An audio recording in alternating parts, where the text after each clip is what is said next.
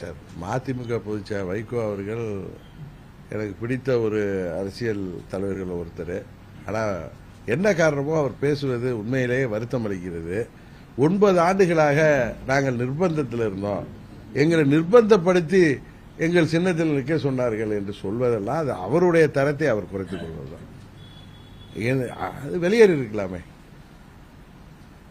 அன்றைக்கே வெளியேறி இருக்கலாமே. அன்றைக்கே வெளியேறி தனித்து கூட போட்டிட்டு அல்ல, அவர் தேர்தலில் போட்டியிடாமல்லாம் இருந்திருக்காரு. இப்பொழுது சொல்வது முதுகில் குத்துவது தான். திமுகவுக்கு ஆதரவாக இருந்து கொண்டு அவர் விஜய் அவர்களை பற்றி என்னெல்லாம் பேசினார் என்பது தெரியும். தேர்தல் முடிவுக்கு பிறகும் என்னை அணுக மாட்டார்கள், அப்படி தாவேக்காவை அணுக மாட்டார்கள் என்று சொன்னவர் தான் பெரியவர் வைகோ அவர்கள். எனக்கு அவர் மேல நிறைய மரியாதை உண்டு, அதனால் நான் அவரை பற்றி எதுவும் இதுக்கு மேல் பேச விரும்பவில்லை. ஆனால் அவர் பேசுவது அனைத்தும் தவறு என்பதுதான் என்னுடைய நிலைப்பாடு.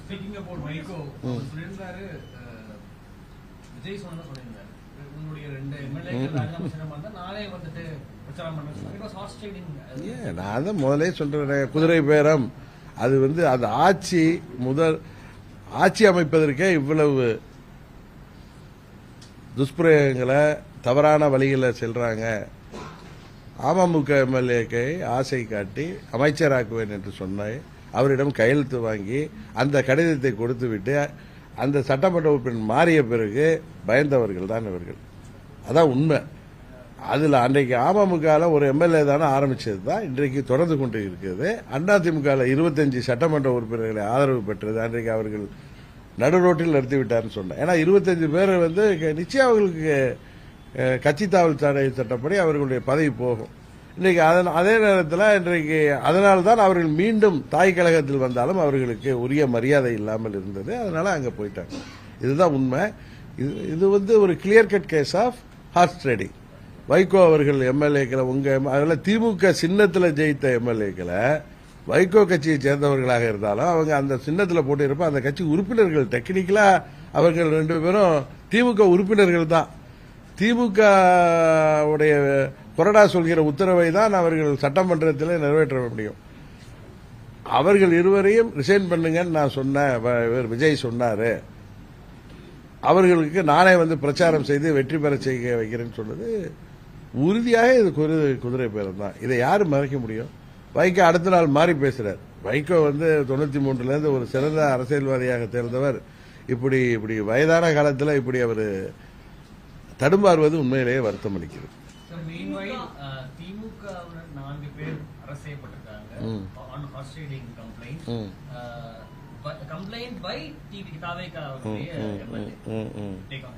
ஆமா, அது இப்பதான் யாரோ 4 பேர் அரசு செய்திருக்காங்க.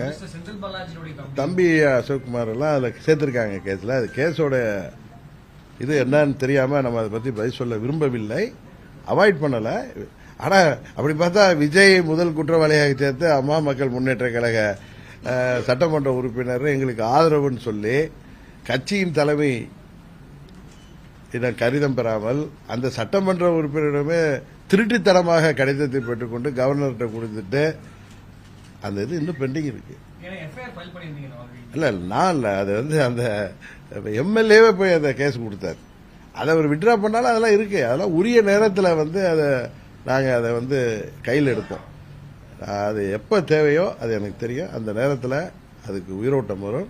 அப்பொழுது அதில் உறுதியாக A1 திரு விஜய் அவர்கள் தான் இருப்பாங்க. குதிரை பேரம் செஞ்சதை அவர் தான். ஏன்னா கவர்னரிடம் நான் போய் அதை பற்றி கம்ப்ளைண்ட் பண்ணியிருக்கேன். அதனால வெயிட் பண்ணிட்டு இருக்கேன், அவ்வளவுதான். அது எந்த நேரத்திலும் நான் நீதிமன்றத்துக்கு செல்லலாம். அதுக்கு ஒன்றும் பார்லாம் கிடையாது, அதுக்கு ஒன்றும் எக்ஸ்பைரி டேட்லாம் கிடையாது. நான் சில காரணங்களுக்காக அதை பொறுமையாக அதை வாட்ச் பண்ணிட்டு இருக்கேன், அவ்வளவுதான். அவங்க எம்எல்ஏக்களை போய் இவங்க டிஎம்கே நான் சொல்றது அதுல லாஜிக்கே இருக்கிறத தெரியல. அது 35 கோடி கொடுத்து தாவேக எம்எல்ஏவை, அது ஆளுங்கட்சி எம்எல்ஏவை இவங்க பேரம் பேசி அவரை வாங்கி அல்லாது என்ன ஓட்டெடுப்பு வருதுங்கிறாங்க. இப்போ ஒன்று 6 மாசத்துக்கு இந்த ஆட்சி மேல நம்பிக்கை இல்லாத தீர்மானம் கொண்டு வர முடியாது. எதற்காக இப்படி செய்ததாக அவர்கள் கம்ப்ளைண்ட் அதில் என்ன அது எஃப்ஐஆர்ல என்ன இருக்கு? எதுக்காக பேரம் பேசினாங்கன்னு இருக்கு? என்ன காரணம் காமிச்சிருக்காங்க எஃப்ஐஆர்லன்னு கேட்குறேன். அது எதுக்காக பெறமா? எப்படி கட்சியில இருந்து எல்லாம் ரிசைன் பண்ண சொல்லியா? ஆமா ஆமா, அது ஒரு பொலிட்டிக்கல் ஸ்டேட்மெண்ட். அது அந்த ஆட்சி உண்மையாவே நானே சொல்றேன், அந்த ஆட்சிக்கு 107 எம்எல்ஏக்கள் தானே இருக்காங்க. மற்றவர்கள்லாம் திமுக கூட்டணியிலேருந்து இரவல் ஆதரவு தானே. அவர்கள் வெளியேறினா எத்தனையோ இதில் அவங்க இது கருத்து முரண்பாட்டில் வெளியேறினா அதில் ஏதாவது 4 பேர் வெளியேறினாலே முடிஞ்சு போச்சு, 2 பேர் வெளியேறினாலே முடிஞ்சு போச்சு. அதனால அவர் அந்த காரணத்தில் சொல்லியிருக்கலாம், பழைய கூட்டாளிகள் தானே, நம்ம மீண்டும் அவர்களை கன்வின்ஸ் பண்ணி நம்மளோட அழைத்துக்கலாங்கிற எண்ணத்திலையும் சொல்லிக்கலாம். அதுக்கு இதுக்கு எப்படி முடிச்சு போடுறீங்கன்னு எனக்கு தெரியல.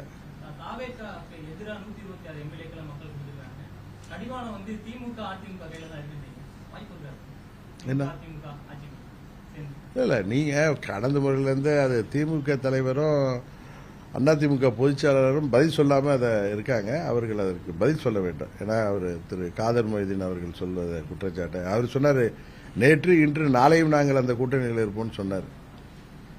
கரெக்டா? எனக்கு தெரிந்தவரை அவர் மேல அந்த திமுக சேர்ந்த ஐடி விங்ல இருந்து சோசியல் மீடியாவில் நிறைய அவரை தாக்கு பேசுவதாலும், கம்யூனிஸ்ட் லீடர் அவர்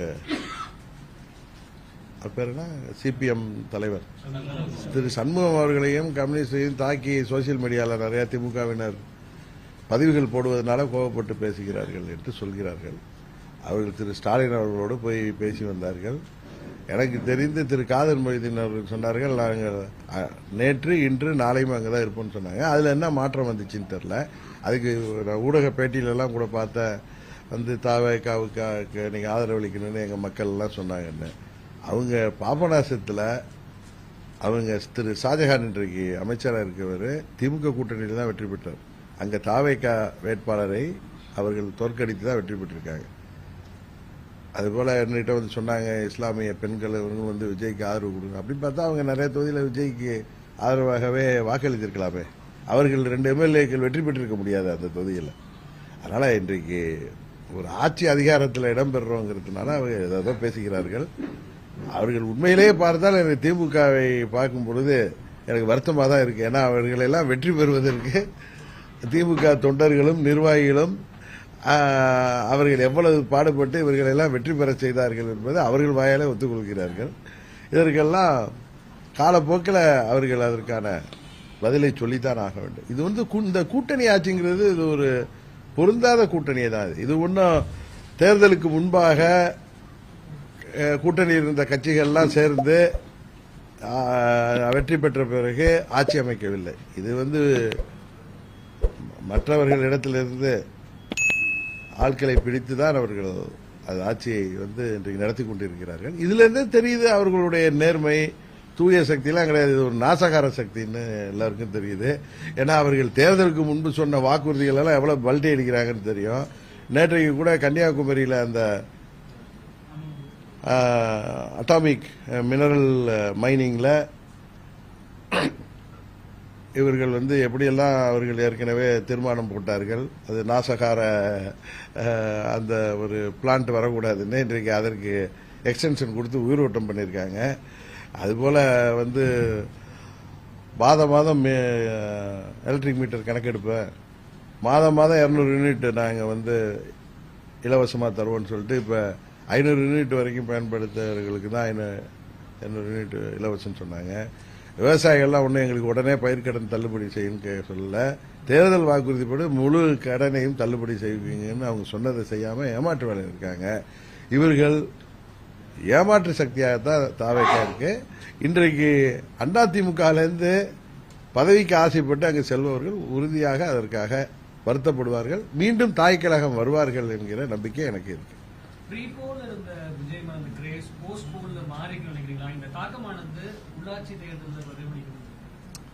அது மாதிரிலாம் நான் வந்து சொல்றதுக்கு நான் பொலிட்டிக்கல் ஸ்ட்ராட்டஜிஸ்ட்லாம் இல்லை.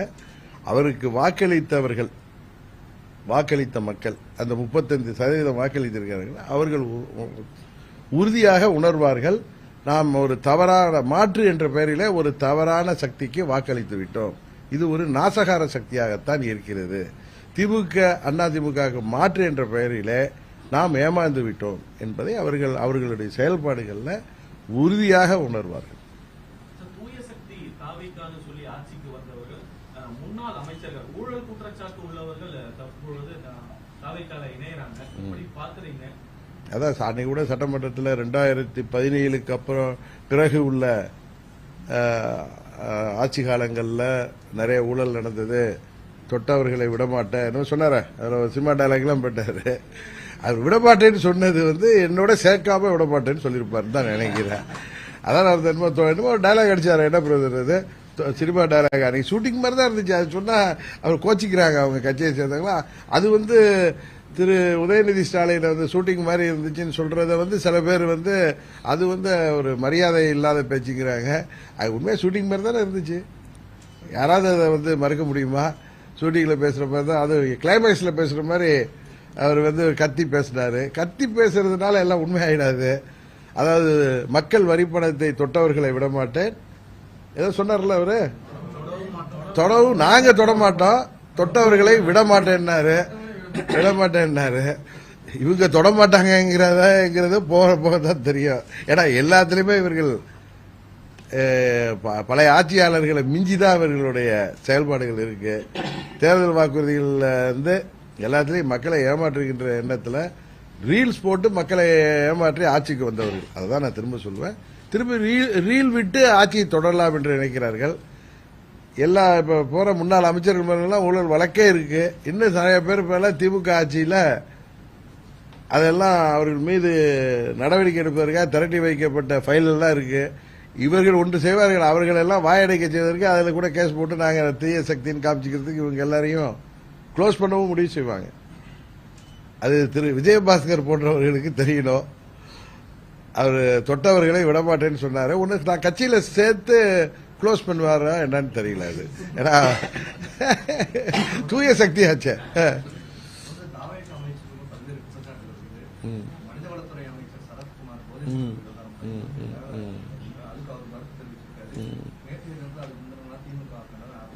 ஆமா இல்ல அது ஏற்கனவே முதல்ல அதை கண்டிச்சு அறிக்கை கொடுத்தது நான் தான். ஏன்னா அந்த அவரை கேட்டா ஒயிட் பவுடர் அது மாத்திரையை பொடியாக்கினேங்கிறாங்க. அது விஜயெல்லாம் தோத்துருவார் போல இருக்கு, அந்த அளவுக்கு அவருடைய திறமையா இருக்காரு அவரு. எங்க போய் சிஎஸ்கே மேட்ச்ல குழந்தைக்கு இப்பயே அந்த குழந்தைக்கு 3 வயசு 4 வயசு இருக்குன்னா அது ஒரு டாக்டரை விட்டு வேற பதில் சொல்ல வைக்கிறாங்க, ஒரு சின்ன பாப்பாவை விட்டு பதில் சொல்ல வைக்கிறாங்க, ரீல்ஸ் போட்டு ஏமாத்தலான்னு பாக்குறாங்க.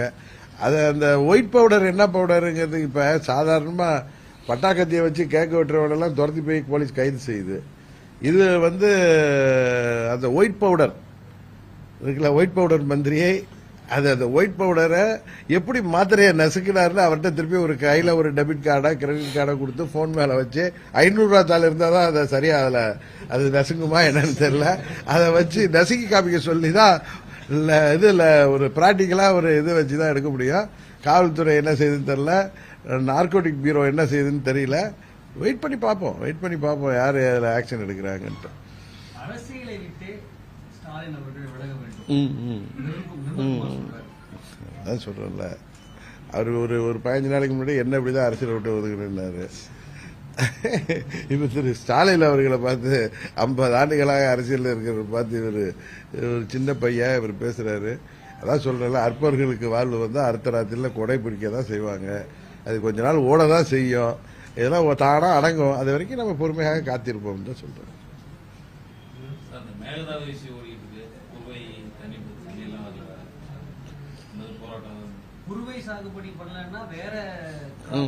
கரெக்டா கேட்டீங்க. அப்படின்னா அந்த அவர் வெங்கட்ராமன் பேசியிருக்காரு, அவருக்கு ஒன்றும் தெரியல, விவசாயத்தை பத்தி தெரியுமா என்னன்னு தெரியல.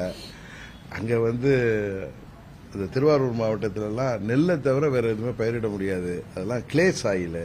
ஈவன் நாகப்பட்டினத்துலேயும் அப்படிதான், அவருக்கு வேற பயிர் செய்ய முடியாதுன்னு இல்லை, சில பகுதிகளில் வேற பயிர் செய்ய முடியுமே தவிர நெல்லை தவிர பயிரிட முடியாத மாவட்டங்கள் தான் டெல்டா மாவட்டங்கள். அது கூட தெரியாம அவர் பேசுறாரு. இதெல்லாம் தற்கூரின்னு யாரும் சொன்னா கோவப்படுறாரு அவங்க தலைவர் திரு விஜய் அவர்கள். அவங்களுடைய பேச்சு எல்லாமே தற்கூரித்தனமா தான் இருக்கு. இன்னொரு அமைச்சர் அவர் ஒரு IRS ஆபீசர் இருக்காரு, அவர் பேர் என்ன, அருண்ராஜ் ட்விட்டர் மெசேஜ்ல இன்னொரு அமைச்சரை அவர் துறையே மாற்றி போட்டுட்டு கேட்டா அட்மின் போட்டாங்கிறாங்க. அவங்க இன்னொரு அமைச்சருக்கு நீங்க தான் எல்லாம் எடுத்து சோசியல் மீடியால பாக்குறப்ப தான் எந்த துறை அமைச்சர்னே தெரியாம செயல்பட்டு இருக்காங்க. இதெல்லாம் பாக்குறப்ப உண்மையிலேயே இவர்கள் ஆச்சரியக்குறிகளாக தான் தெரிகிறாங்க. இன்னொரு அமைச்சர் மாத்திரையை நான் இதுல உட்காந்து என் பிள்ளைக்கு கிரஷ் பண்ணி கொடுத்தேங்கிறாரு.